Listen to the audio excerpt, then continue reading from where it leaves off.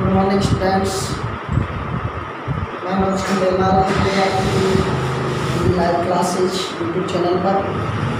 आज हम कक्षा 10 का टॉपिक लेकर के आए हैं। इससे पहले जो हमने कक्षा 10 की क्लास ली थी उसमें आपको क्रिया बताई थी और उन क्रियाओं में हमने कर्म के आधार पर क्रिया का पाठ पढ़ाया था। आज हम संरचना या रचना के आधार पर क्रियाओं का पाठ देखेंगे। रचना के आधार दोस्तों, इस रचना में हम आज देखेंगे प्रेरणार्थक क्रिया, संयुक्त क्रिया, सामान्य क्रिया,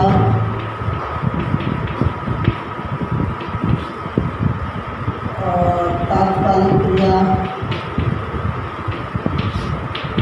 पूर्वकालिक क्रिया, नाम धातु क्रिया,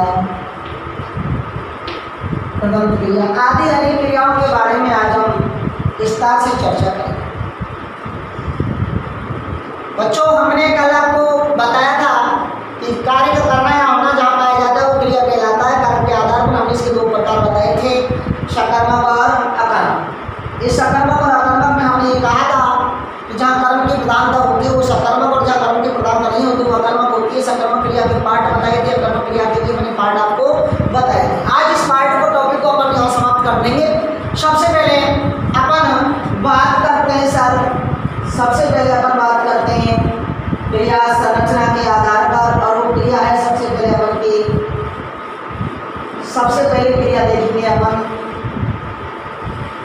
रचना के आधार पर। जो क्रिया देखेंगे वो देखेंगे सामान्य।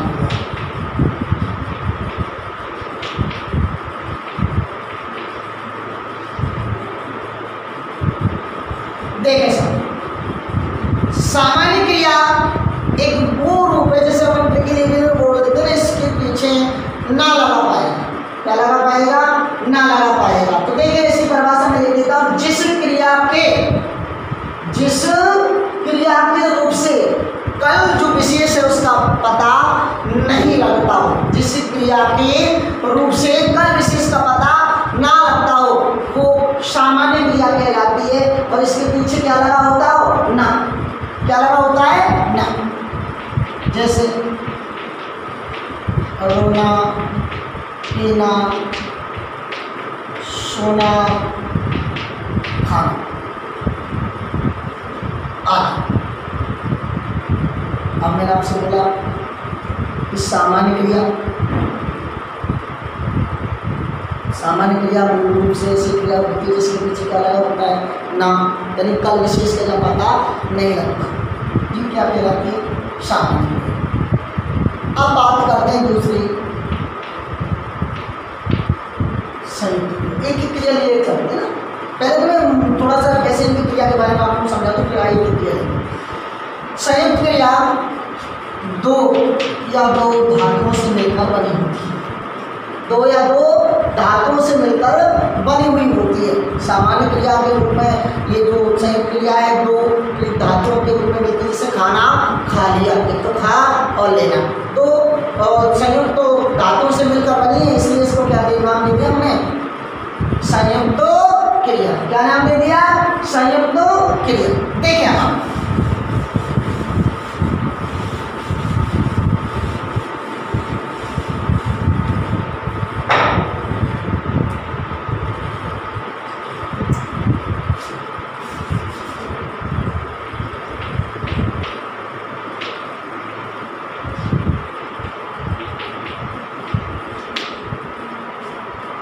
ये क्रिया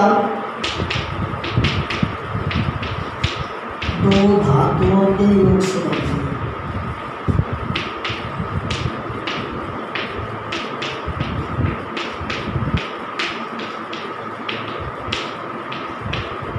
अर्थात जिसमें दो क्रिया हो, दो धातुओं के योग से बनता है। जैसे मैं उदाहरण के लिए आपको ये बता दूं कि जैसे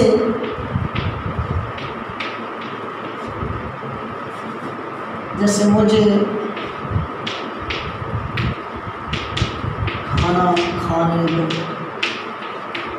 तो दो में ने खाना और देना दोनों क्रियाओं का रूप है।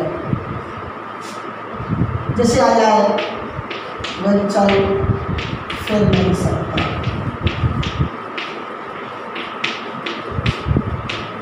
अब दो क्रियाएं इसमें, चलना है और एक फिरना है। चलना और फिरना दोनों जॉइंट में है, इसलिए इनको क्या कहा गया? संयुक्त क्रिया। क्या कहा गया? संयुक्त क्रिया कहा गया। ऐसे हमने संयुक्त क्रिया में देखा कि जो क्रिया दो धातुओं के योग से मिलकर बनती है उसे अपन संयुक्त क्रिया कहते हैं। दो धातुओं के योग से मिलकर बनने वाली क्रिया संयुक्त क्रिया कहलाती है। अब जैसे अलग क्रिया देखते हैं, प्रेरणार्थक। अब वैसे तो संयुक्त क्रिया के काफी भेद हैं। निश्चयबोधक क्रिया है, आज्ञार्थक क्रिया है, निश्चितता का बोध होने वाली क्रिया है अलग, लेकिन हमें यहाँ इतना ही पढ़ना है। अब देखिए सब प्रेरणार्थक दोस्तों, इसमें कार्य होता है, कर्ता जो होता है ना, कर्ता इस क्रिया में खुद कार्य नहीं करता है, खुद कार्य नहीं करता, दूसरे को कार्य करने की प्रेरणा देता है या प्रेरणा दूसरों को जिस कार्य से मिलती है वो प्रेरणार्थक क्रिया कहलाती है। कर्ता स्वयं कार्य ना करके किसी दूसरे से कार्य करने की प्रेरणा देता है या दिलवाता है या प्रेरणा जहाँ मिलती है वो प्रेरणार्थक क्रिया कहलाती है। अब देखो इसमें प्रथम प्रेरणा भी होती है, द्वितीय प्रेरणा भी होती है। तो क्रिया है ना तीनों रूपों में होती है साहब। देखो कैसे होती है साहब, एक तो धातु और मान लो प्रथम प्रेरणा और एक द्वितीय प्रेरणा। अब जैसे मैंने लिख दिया सर सुनना, ये धातु से बनी हुई है सुनना। अब यहाँ सुनाना, यहां मैंने लिख दिया सुनवाना। ये सब तीनों रूपों में इसका प्रयोग होता है। प्रथम प्रेरणा में होती है, धातु रूप में भी होता है, द्वितीय प्रेरणा में भी हम प्रयोग कर सकते हैं। तो देखिए कि जहां कार्य करने का खुद कार्य ना करके करता, किसी दूसरे से कार्य करवाने की कोशिश करता है या प्रेरणा देता है या प्रेरणा मिलती है वो प्रथम प्रेरणार्थक क्रिया कहलाती है। जैसे मालिक ने नौकर से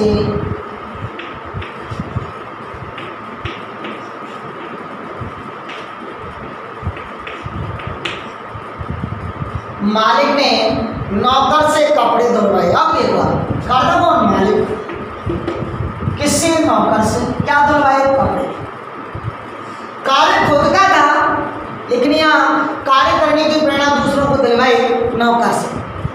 तो यहाँ सब खुद का कार्य खुद ना करके दूसरे से जहाँ कार्य दिलवाया जाता है वहाँ प्रेरणार्थक क्रिया कहलाती है। जैसे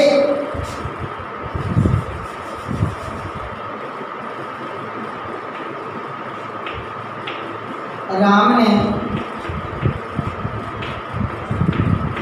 नौकर से चाय बनवाई। अब राम ने नौकर से क्या बनवाई? चाय। किसके लिए? खुद के लिए। किसके लिए बनवाई? खुद के लिए। तो चाय किसके लिए बनवाई? उसने अपने लिए, लेकिन अपने लिए खुद ना बनवा कर किससे बनवाई? नौकर से। तो सेम मैंने वही कहा था, जहाँ कार्य स्वयं ना करके किसी दूसरे से किया जाए वहाँ प्रेरणार्थक क्रिया कहलाती है। प्रेरणार्थक क्रिया कहलाती है। अब देखिए एक उदाहरण और दे देते हैं।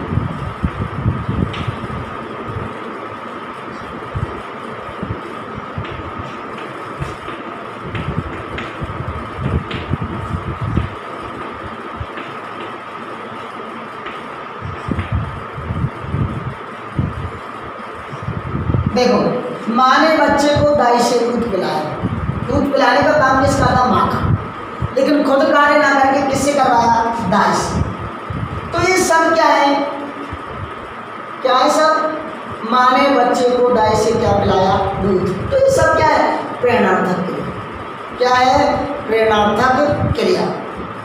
देखो अब अगली क्रिया पर चलते हैं।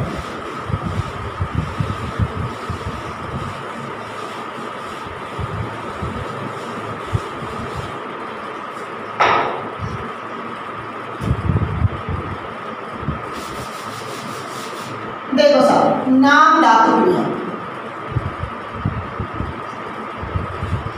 देखो साहब बहुत इंपॉर्टेंट क्रिया है। देखना कि बहुत सी क्रिया जिनमें क्रियाओं का योग होता है, लेकिन यहाँ ये क्रिया जो संज्ञा, सर्वनाम और विशेषणों के योग से मिलकर बनती है, अर्थात संज्ञा, सर्वनाम, विशेषण के बाद कोई प्रत्यय लगकर के जो क्रिया बनती है वो क्या कहलाती है? नाम धातु। अब संज्ञा शब्दों से नाम धातु क्रिया बनती है, सर्वनाम शब्दों से नाम धातु क्रिया बनती है और विशेषण शब्दों से भी नाम धातु क्रिया बनती है। मैं आपसे ये कहूँ, मैं आपसे ये भी कहूँ कि आपको शॉर्ट में याद रखना है, ये सब आना शब्द याद रखना है, अर्थात जहाँ ये आना लग गया पीछे वो नाम धातु क्रिया होगी। जैसे देखिए संज्ञा में मैं ये कह देता हूँ सम, गर्म, ये सब संज्ञा है, आपका संज्ञा है। अब देखो आने लगा दिया शर्माना,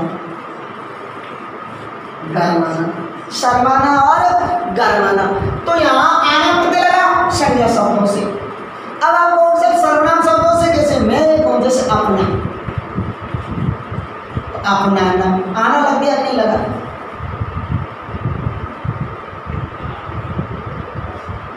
तो आना प्रत्यय क्या लगा? वहां कौन सा है? सर्वनाम। अब देखो जैसे तोतला है, तोतलाना, तो इसका तोतलाना, हकला, हकलाना।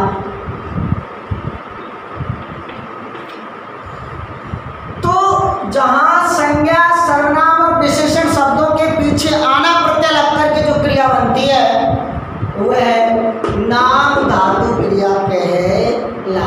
कौन सी क्रिया कहलाती है? नाम धातु क्रिया। अब तक हमने 3 क्रिया पढ़ी। पहली क्रिया हमने सामान्य क्रिया, जिसमें आप तो ये रखना ना लग जाए, क्या लग जाए? ना लग जाए। दूसरी क्रिया हमने पढ़ी संयुक्त क्रिया, 2 धातु के योग से बनती है।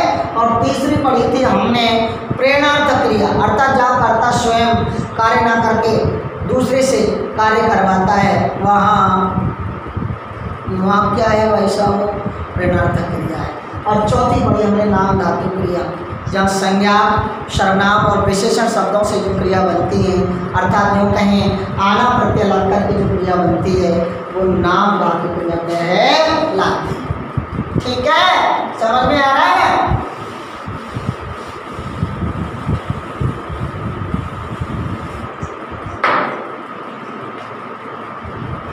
आगे देखिए, हमने अब लिखा है साहब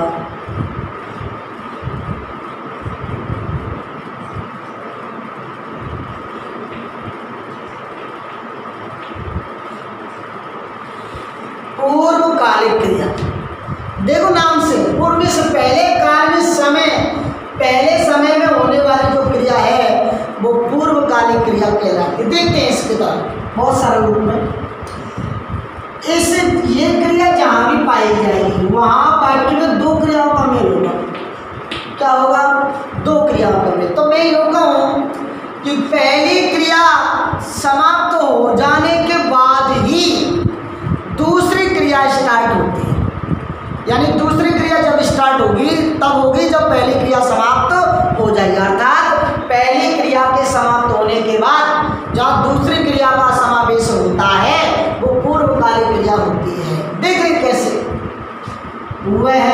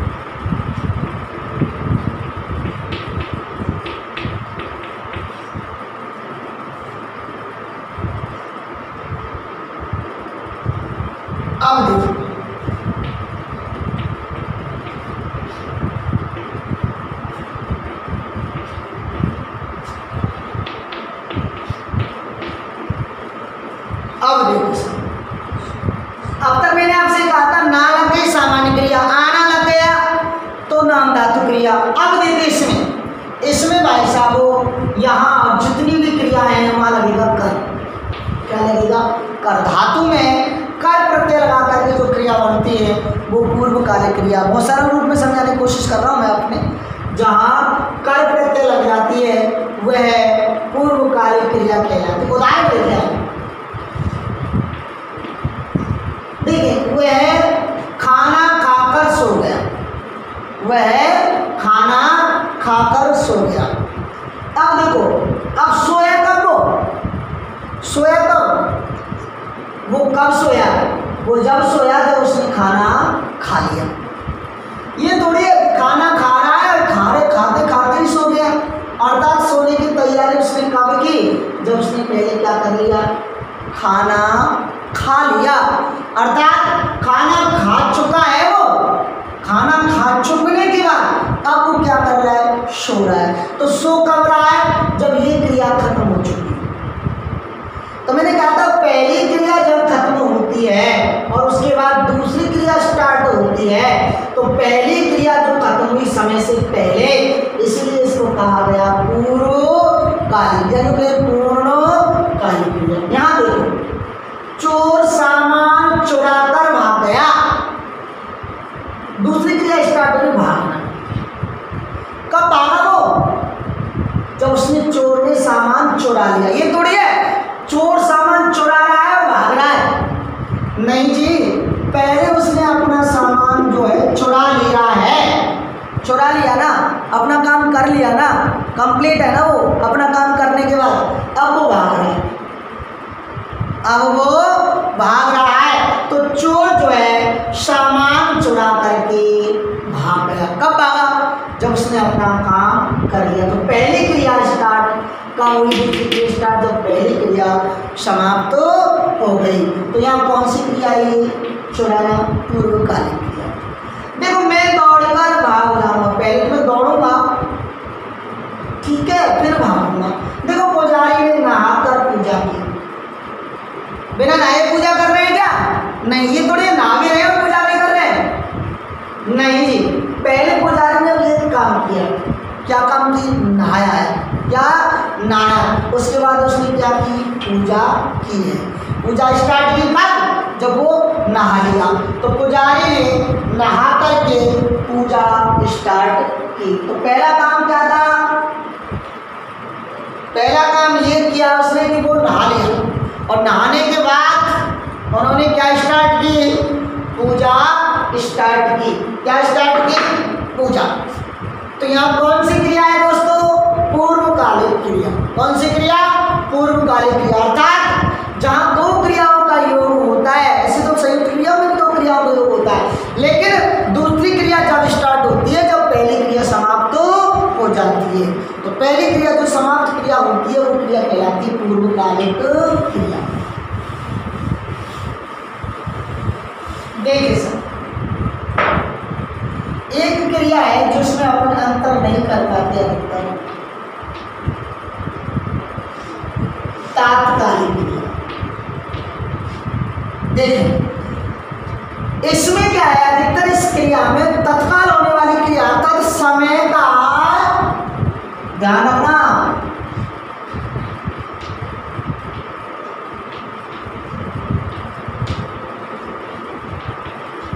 समय का अंतराल नहीं होता, समय का क्या नहीं होता, अंतराल नहीं होता। जब इससे पहले हमने अभी अभी क्रिया पढ़ाई थी, उसकी क्रिया का नाम था पूर्वकालिक। इसमें क्या है, इस क्रिया में पूर्वकालिक में समय का अंतराल होता है, इसमें क्रम का अंतराल होता है, यहाँ समय का अंतराल होता है। सर कैसे, अभी मैं एक उदाहरण अभी आपको दूं, जैसे वह खाना खाते ही सो गया, ये लिखा। तो खाना खाते ही सो गए, एकदम ये लिखा। और इससे पहले मैं ये लिखूं, वह खाना खाकर सो गया। अब दोनों को भाग लेना, पहले देखना, वह खाना खाकर, यानी उसने खाना खा लिया, यानी खा चुका है वो खाना, वह खाना खा चुका है। अब वो खाना जब उसने खा चुका है, कंप्लीट कर ली क्रिया, उसके बाद वो सो गया, अर्थात समय का क्या रहा, अंतराल रहा कि नहीं रहा, अंतराल पाया गया, समय का डिस्टेंस जो है, दूरी है, अंतर जो है पाया गया। लेकिन यहाँ देखो, वह खाना खाते ही, अर्थात यूँ पता ही नहीं चल रहा है कि कब उसने खाना खाया और कब वो सो गया। खाना खाते ही बहुत से ज़्यादा, खाना खाते ही सो गया। तो यहाँ क्या लगा होता है, ही, और जो ये लगा होता है ना, वो इस क्रिया के और इस क्रिया दोनों के बीच जो है समय का जो अंतराल है उसको खत्म कर देता है। अर्थात जहाँ कार्य के होने का क्रिया बीच का अंतर का पता नहीं चलता, समय के अंतराल का पता नहीं चलता, वो कहलाती है तात्कालिक क्रिया। क्या कहलाती है, तात्कालिक। आप तो ये ध्यान रखें, ना लग गया पीछे सामान्य क्रिया, रोना पीना सोना खाना उठना बैठना ऐसे, आना लग गया पीछे ताऊ हो गया सर, आपका नाम धातु क्रिया। कर लग गया, कर तो हो गया आपका पूर्वकालिक क्रिया। ही लग गया तो आपकी हो गई तात्कालिक क्रिया। ऐसे तो याद रख पाओगे ना, ऐसे तो आप याद कर ही लोगे ना, इस हिसाब से तो आप कर ही लोगे ना याद। तो इस तरह से आपको याद करना है, इस तरह से आपको याद करना है। ऐसे याद करने के लिए हम आपको 2 मिनट और लेंगे बस आपका। अभी आप 2 मिनट में याद कर लोगे पूरा कंप्लीट।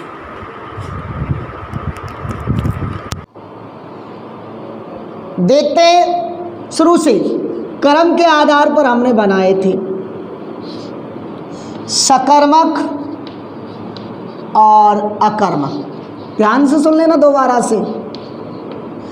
समिस सहित कर्म के सहित, एमिस रहित कर्म से रहित। सकर्मक क्रिया के हमने 2 पार्ट बताए थे, पूर्ण सकर्मक क्रिया,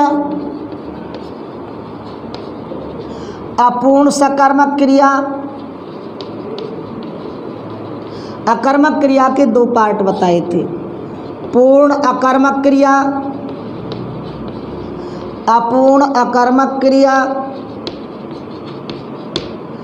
पूर्ण अकर्मक क्रिया, अपूर्ण अकर्मक क्रिया, पूर्ण अकर्मक और अपूर्ण अकर्मक। अब देखो, पूरी तरह सकर्मक का अर्थ है जहाँ क्रिया के होते हुए अन्य शब्दों का सहारा नहीं लिया जाता अर्थ निकालने के लिए। अपूर्ण सकर्मक में कर्म के होते हुए भी जहाँ अर्थ निकालने के लिए अन्य शब्दों की सहायता की आवश्यकता पड़ती है, वो अन्य शब्द क्या कहलाता है बच्चों, पूरक शब्द। क्या कहलाता है, पूरक शब्द। पूर्ण सकर्मक क्रिया के भी हमने 2 पार्ट आपको बताए थे, एक कर्मक पूर्ण सकर्मक क्रिया और द्विकर्मक पूर्ण सकर्मक क्रिया। मैंने आपसे कहा था जहाँ क्रिया का फल कर्ता के अलावा एक कर्म पर पड़े तो वो एक कर्मक, और 2 कर्मों पर पड़े तो 2 कर्मक। जैसे मैं कहूँ राम पुस्तक पढ़ता है तो 1 कर्मक है, माँ ने बच्चे को दूध पिलाया तो 2 कर्मक है का नहीं। पूर्ण अकर्मक क्रिया और अपूर्ण अकर्मक क्रिया, यहाँ वही बात है कि जहाँ वाक्य में अर्थ निकालने के लिए अन्य शब्दों का सहारा लेना पड़ता है वो क्या कहलाई, अपूर्ण अकर्मक। अब मैं यहाँ फिर लेकर आ रहा हूँ आपको दोबारा से। मैंने आपसे कहा था कर क्रिया पर किससे प्रश्न करेंगे क्या, मैं दोबारा से इस टॉपिक को न्यू स्टार्ट किया क्योंकि कोर्स में हमारे में ये है, इसलिए हमें ज़्यादा फोकस इस पर रखना है। क्या से प्रश्न करने पर यदि कुछ उत्तर मिल रहा है, यस हो रहा है, तो क्रिया होती है ट्रांजिटिव सकर्मक क्रिया। और यदि क्या से प्रश्न करने पर निरर्थक शब्द आ रहा है, उत्तर कुछ मिल ही नहीं रहा है, नॉनसेंस वाली बात है, तो क्रिया होती है अकर्मक। क्रिया कौन सी होती है, अकर्मक। लोग कहते हैं 100% में कहता हूँ 250% यही बात है।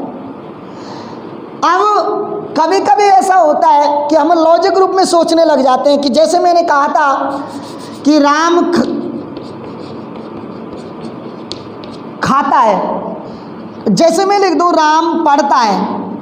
अब मैं सर क्या से प्रश्न करो, क्या पढ़ता है, तो अपन ग्रामीण लेवल में बोल दे क्या पढ़ता है, भाई राम पढ़ता है, उत्तर तो आ रहा है। क्या खाता है, सब राम खाता है, उत्तर तो आ रहा है। लेकिन मैंने तो अभी आपसे कहा था ये उत्तर क्या से प्रश्न करने पर उत्तर आ रहा है, यस कुछ आ रहा है, तो क्रिया सकर्मक हुई, तो यहाँ सकर्मक होनी चाहिए। लेकिन नहीं जी, ये क्रिया कौन सी है, अकर्मक है। तो ये फंडे हैं अपने इनको अपन के हिसाब से बना लेना चाहिए हर किसी को, ताकि हमें समझ में आ जाए। देखो मैंने क्या कहा था, यदि क्रिया पर क्या, किताब की भाषा नहीं बोल रहा हूँ, खुद की भाषा बोल रहा हूँ, यदि क्रिया पर क्या से प्रश्न करने पर उत्तर में कर्ता ही आता है, क्या आता है, कर्ता ही आता है, तो वो क्रिया आकर्मक होगी। अब देखो राम खाता है, क्या खाता है, राम तो है तो कर्ता। और दूसरा मैंने आपको बताया था कि जहाँ वाक्य का पूरा कन्फ्यूजन, कल भी बताया था, कन्फ्यूजन देने के लिए ऐसे शब्द यूज करता है। मैं आपको फंडा बता रहा हूँ, जहाँ वाक्य का पूरा लोड कर्ता पर पड़ता है, पूरा जोर कर्ता पर पड़ता है। मैंने उदाहरण में आपको दिया था, जैसे कुत्ता दौड़ता है, लेकिन वो आपसे कहेगा कुत्ता सड़क पर दौड़ता है। अब कुत्ता सड़क पे दौड़ चाहे ज़मीन पे दौड़, ऊपर दौड़ चाहे नीचे दौड़, छत पे दौड़ चाहे कहीं भी दौड़, हैरान परेशान तो कुत्ता ही होगा ना। चिड़िया उड़ रही है और मैं कहूँ चिड़िया आसमान में उड़ रही है, तो चिड़िया कहीं भी तो उड़ रही है, तो वहाँ कौन सी क्रिया है, आकर्मक। दोस्तों मैंने पूरी तरह से आपको समझाने की कोशिश की, आशा है आपको मेरी ये क्लास पसंद आई होगी। लाइक एंड शेयर करें ज़्यादा से ज़्यादा, और आगे आने वाली क्लासों में भी आपको और भी कुछ ज़्यादा अच्छा देखने को मिलेगा। तब तक आप घर पर रह कर के बहुत अच्छे तरीके से अपनी पढ़ाई में लगे रहें। धन्यवाद।